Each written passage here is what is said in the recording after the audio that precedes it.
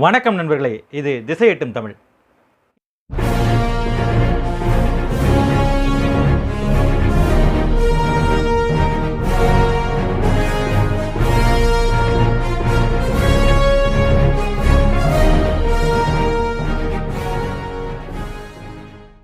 இந்த சேனல் வழியாக உங்களை சந்திக்கிறதுல ரொம்பவே மகிழ்ச்சி.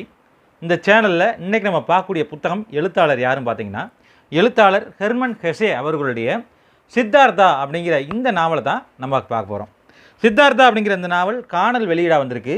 இதில் மிக முக்கியமான அம்சம் என்ன அப்படின்னா, ஜெர்மனிய மொழியில் எழுதப்பட்ட இந்த சித்தார்த்தா அப்படிங்கிற நாவலை தமிழுக்கு மொழிபெயர்த்தது யாருன்னா திருலோக சீதாராம் அவர்கள். நண்பர்களே, ஹெர்மன் ஹெசே ஒரு ஜெர்மனிய எழுத்தாளர் அப்படின்னு சொன்னேன். மிகச்சிறந்த நாவலாசிரியர், கவிஞர். மிக முக்கியமாக ஒரு கவிஞர் தான், அதுக்கடுத்து நாவலாசிரியர். 1922 இந்த புத்தகத்தை எழுதியிருக்காரு.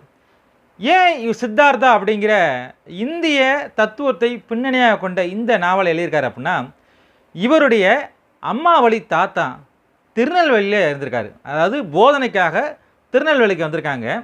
அதனால் அவங்க தாத்தாவுக்கு தமிழ் நல்லாவே தெரியும். அதுக்கடுத்து அவங்க மலையாளத்துக்கு போயிருக்காங்க.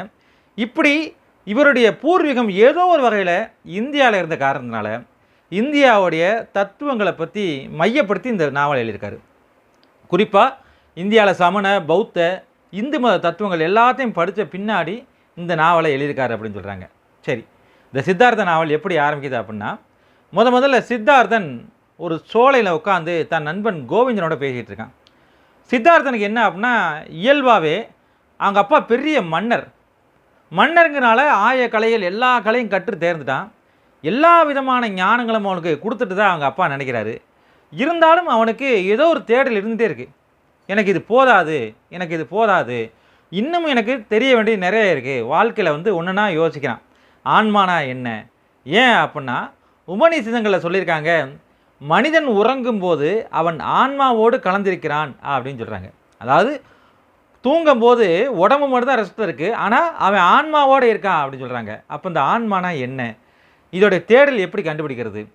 எவ்வளவோ ஞானம் எனக்கு சொல்லிக் கொடுத்தாலும், எவ்வளோ தான் வேதங்களை சொல்லிக் கொடுத்தாலும் எனக்கு இன்னமும் தேடல் நிறையா இருக்குது அப்படின்னு சொல்லி அவன் நண்பனுடைய பேர் கோவிந்தன். அந்த கோவிந்தனோட பேசிகிட்டு இருக்கும்போது சொல்லிக்கிட்டே இருக்கான். கோவிந்தனுக்கு சித்தார்த்தனை ரொம்ப பிடிக்குது. இதில் கவனிக்க வேண்டிய என்ன அப்படின்னா, புத்தருடைய இயற்பெயர் சித்தார்த்தன் தான். ஆனால் அந்த சித்தார்த்தன் வேறு, இந்த சித்தார்த்தன் வேறு. இந்த சித்தார்த்தன் நினைச்சான்னா இப்படி நிறைய கேள்விகளாக வருது. கோவிந்தனுக்கு இந்த சித்தார்த்தனை பார்க்கும்போது ரொம்ப ஆச்சரியமாக இருக்குது. அவன் நடை, உடை, பாவனை, அவன் பேசுகிறது, அவனுடைய தேடல் எல்லாமே அவனுக்கு பிடிச்சி போச்சு. இப்படி இருக்கும்போது ஒரு இடத்துல இந்த சித்தார்த்தன் யோசிக்கிறான், நம்ம பிராமண குலத்தில் பிறந்தவங்க, நம்மளுக்கு வேள்வினா என்னன்னு தெரியும், வேதம்னா படிச்சிருக்கோம், நம்ம அப்பா நிறையா ஞானிகளை கூப்பிட்டு நம்மளுக்கு அறிவை நிறையா கொடுத்துருக்காரு. இருந்தாலும் நம்மளுக்கு இந்த தேடல் நிறையா இருந்துகிட்டே இருக்குது அப்படின்னு சொல்லி யோசிக்கும்போது, அந்த வழியாக சமண முனிவர்கள் போய்கிட்டு இருக்காங்க. சமணர்கள் போய்கிட்டு இருக்கும்போது இவனுக்கு ஒரு ஆசை வருது. இந்த சமணர்கள் எப்பயுமே என்ன அப்படின்னா, ஞானம் அடைந்தவர்கள் அப்படின்னு சொல்லுவாங்க. இவங்களோட சேர்ந்தால் நம்மளுக்கும் அந்த ஞானம் கிடைக்கும், இவங்களை வச்சு நம்மளும் போயிடலாம் அப்படின்னு சொல்லி அவங்க அப்பாட்ட போய் சொல்கிறக்காக நிற்கிறான்.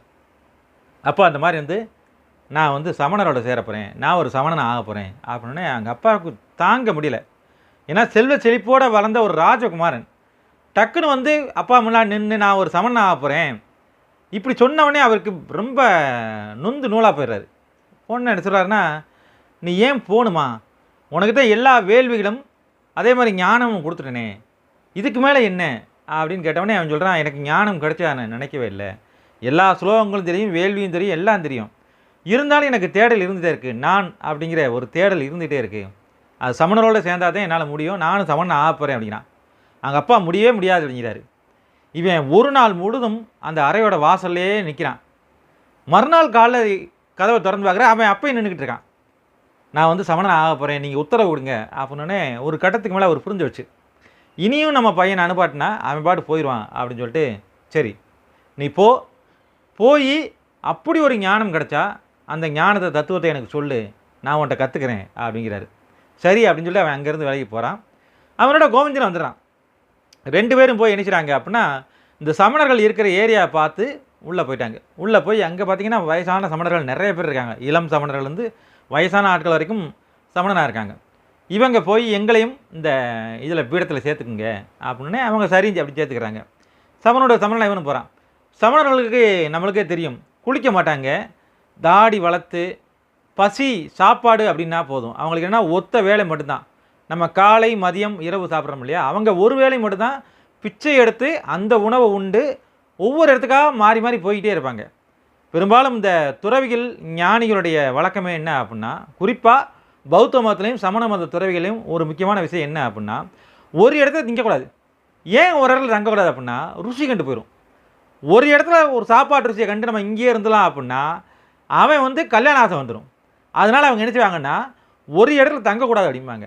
அதே போல் ஒரு வேளை மட்டும் சாப்பிட்ணும் அப்படிம்பாங்க. அடுத்து பிச்சை எடுத்தும் சாப்பிட்ணும் அப்படிம்பாங்க. ஏன் அப்படின்னா, பிச்சை எடுக்கும்போது மட்டும்தான் ஒருத்தனுக்கு நான் அப்படிங்கிற கர்வம் இல்லாமல் இருக்கும். ஏன் அப்படின்னா, நம்மளுக்கே சொந்தமாக பணம் இருந்து நம்ம உழைச்சி சாப்பிட்டோம் அப்படின்னா நான்கிற கர்வம் வந்துடும். பிச்சை எடுக்கும்போது ஒரு வீட்டு வாசலை இறந்து நிற்கும்போது நான் யார் தெரியுமா அப்படிங்கிற எதுவுமே இருக்காது. நான் அழிஞ்சு போகும் அப்படிங்கிறக்காகத்தான் அவங்க பிச்சையே எடுக்க சொல்லுவாங்க. அப்படி இந்த சமண கூட்டத்தில் சித்தார்த்தன் சேர்ந்துடுறான். சேர்ந்து அங்கேயே இருக்கான். இருந்தாலுமே அங்கே இருக்கும்போது இவனுக்கு சந்தேகம் வருது. என்ன சந்தேகம் வருதுன்னா, இவங்களோட இருந்தால் நம்மளுக்கு ஞானம் வருமா, நான் அப்படிங்கிற ஒரு இது மாயை மறையுமா அப்படின்னு கேட்குறான். பேசிக்கிட்டே இருக்கும்போது தான் தோழன் கோவிந்தரை சொல்கிறான், நான் பார்த்த வரைக்கும் இங்கே நிறையா பேர் 60-70 வயசில் சமணர்களாக இருக்காங்க. இவங்கெல்லாம் இத்தனை வருஷமாக இருந்தும் ஒருத்தவங்களுக்கும் ஞானம் வரலையே, பின்னப்படி நம்மளுக்கு வரும்னு நான் நினைக்கிறேன் அப்படின்னோடனே கோவிந்தன் சொல்கிறான், டே நீ அப்படி நினைக்காத, நீ தப்பான வழியில் போய்கிட்டு இருக்க. நம்ம ஒரு தேடலுக்காக சமணனாக இருந்திருக்கோம், திருப்பி நீங்கள் அதே தேடல் தேடிக்கிருந்தா நம்ம எங்கே தான் போகிறது அப்படின்னோடனே சித்தார்த்தன் சொல்கிறான், நான் அப்படிங்கிற தேடுறது அழியணும் அப்படின்னா ஏன் இவ்வளவு சுலோகன், இவ்வளவு நம்ம உடலை வருத்தி தியானம் பண்ணி துறவியாக இருந்து நம்மளுக்கு என்ன கற்றுக் கொடுத்துருக்காங்க இங்கே சமணர்லேருந்து, பசியை எப்படி அடக்கிறது, துன்பத்தை எப்படி அடக்கிறது, இதெல்லாம் சொல்லி கொடுத்துருக்காங்களே, இதன் மூலமாக மட்டும்தான் நான் அப்படிங்கிற அந்த மாயை விளக்க முடியுமா என்ன? இதை ஒரு வண்டிக்காரன் பண்ணிடுவானே. கோவிந்தன் கேட்குறான், வண்டிக்காரன் எப்படி பண்ணுவான்? இவன் சொல்கிறான், வண்டிக்காரன் நல்ல கடுமையாக உழைச்சிட்டு ரொம்ப சோர்வாக இருக்கும்போது என்ன செய்வான் அப்படின்னா, களைப்பு போகிறதுக்காக கல்லையோ போத வஸ்துக்களையோ அருந்துவான். அப்படி அருந்துனா என்ன ஆகும் அப்படின்னா, அவன் என்ன சொன்னான்னா அவனுடைய நான் அழிஞ்சு போயிருமே, ஏன் அதை பண்ணிட்டு போகலாமே, இதை பண்ணுறதுக்கு ஏன் இப்படி துறவியாக இருந்து ரொம்ப கஷ்டப்படணும் அப்படின்னு சொன்னோடனே இவனுக்கு புரியல கோவிந்தனுக்கு. நீ என்ன சொல்ல வர்ற, இன்னமும் தேடி போக போறியா அப்படின்னு கேட்குறான். ஆமாம், எனக்கு இங்கே இல்லை, நான் வெளியில் போகிறேன் அப்படிங்கிறான்.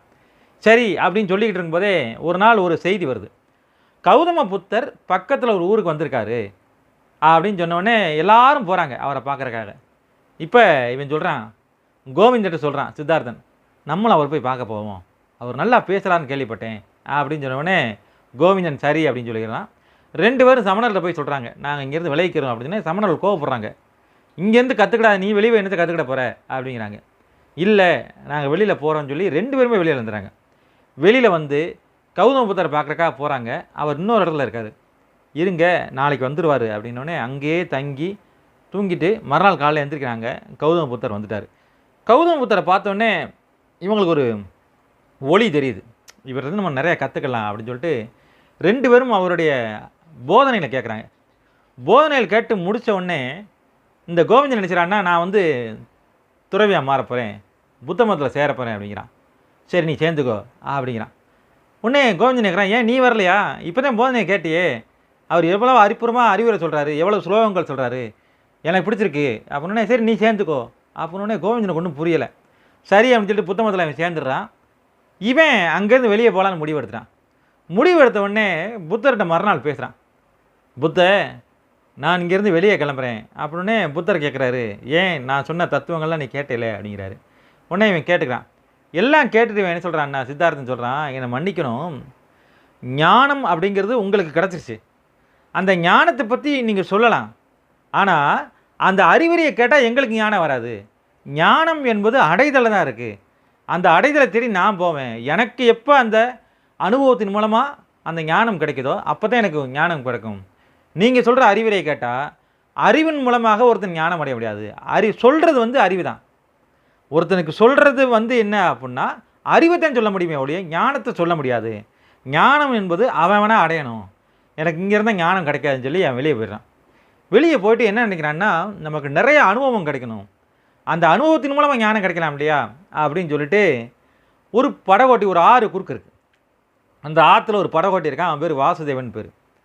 இவன் அந்த சமண தோட்டத்திலேயே ரொம்ப பராரி மாதிரி இருக்கான். போனவுடனே என்னை ஆற்றுக்கு அந்த பக்கம் விடுவேன் அப்படிங்கிறோன்னே அவன் பார்க்கான், ஒரு சமண முனிவன் மாதிரி இருக்கான், இவன்ட்டு வந்து என்னத்தை காசு வாங்க முடியும் அப்படின்னு சொல்லிட்டு வா அப்படின்னு கூப்பிட்டு போயிடறான்.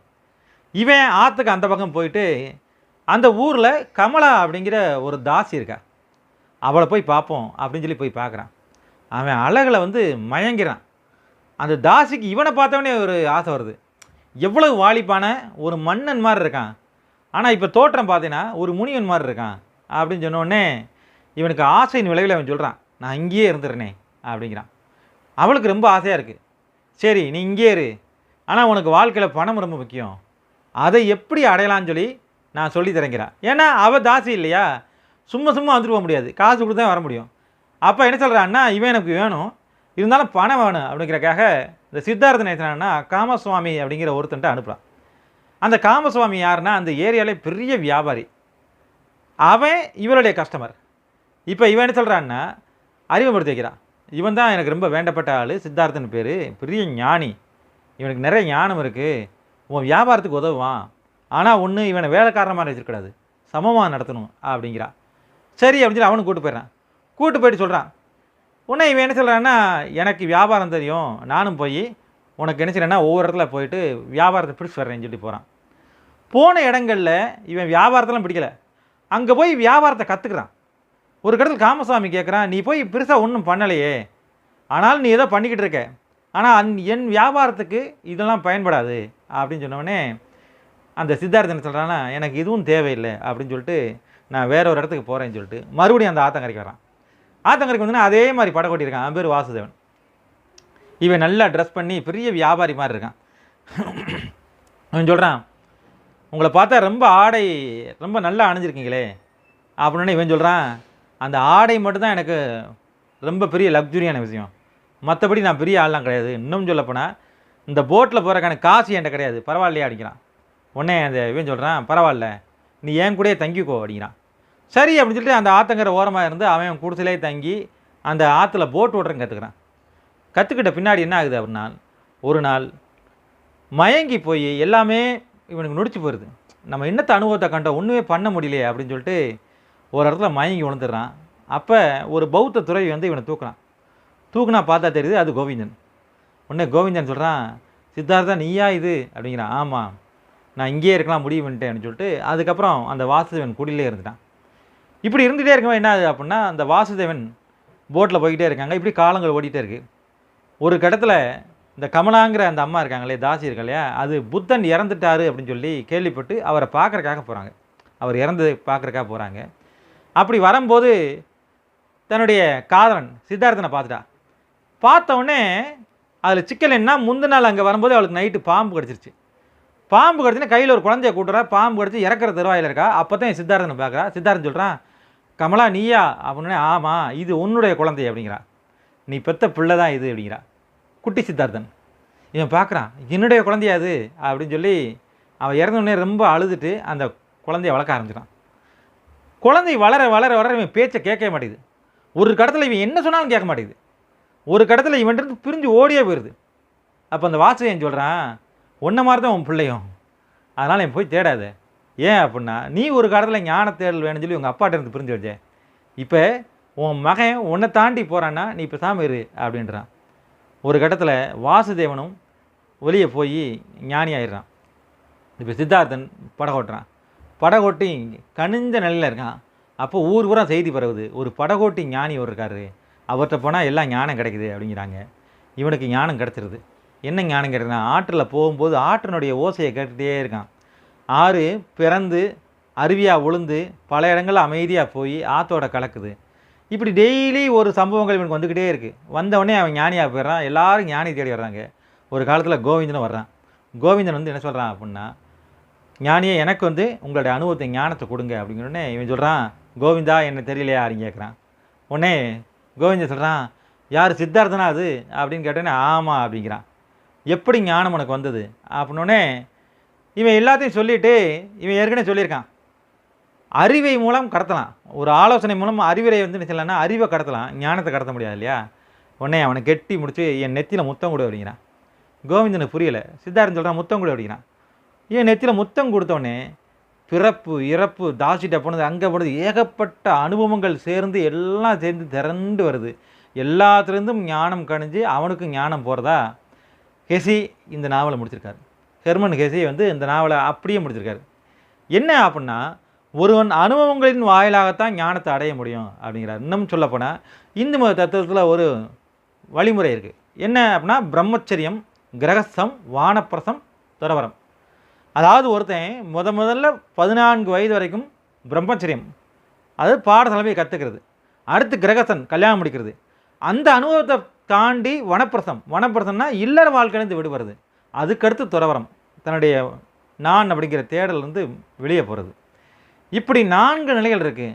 இதைத்தான் பேசிக்காக வச்சு இந்த நாவலை படைச்சிருக்காரு அப்படின்னு நிறைய பேர் சொல்கிறாங்க. ஏன் அப்படின்னா, ஞானம் என்பது உணர்ந்து அடைவது. இப்போ போலி சாமியாரெல்லாம் வர்றாங்கன்னு சொல்கிறேன். என்ன காரணம்? அவன் எடுத்தவுடனே துறவியாருது. எடுத்தோடனே துறவியான முடியவே முடியாது. ஏன் அப்படின்னா, இல்லறத்தை கடந்தாதான் உண்மையான துறவரம்.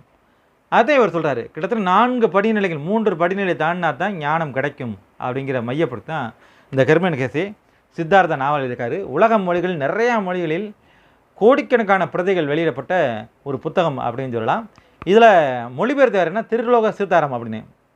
திருலோக சீதாராம் யார் அப்படின்னா, பாரதியாரின் பாடல்களை தெருத்தெருவாக பாடி பாரதியாருடைய பாடல்களுக்கு ஒரு அங்கீகாரத்தை வாங்கி கொடுத்த மிக முக்கியமான ஆள் யார் அப்படின்னா திருலோக சீதாராம் தான். நான் வாசித்த மொழிபெயர்ப்பு நாவல்களை அருமையான மொழிபெயர்ப்பு திருலோக சீதாராம் இது. ஏன்னா மொழிபெயர்ப்பு அப்படின்னாலே நிறைய இது சங்கடமாக இருக்கும், படிக்கிறதுக்கே கஷ்டமாக இருக்கும். ஆனால் இந்த நாவலில் பார்த்தீங்கன்னா திருலோக சீதாராமுடைய மொழிபெயர்ப்பு ரொம்ப அற்புதமான மொழிபெயர்ப்பு. வாங்கி படியுங்கள்.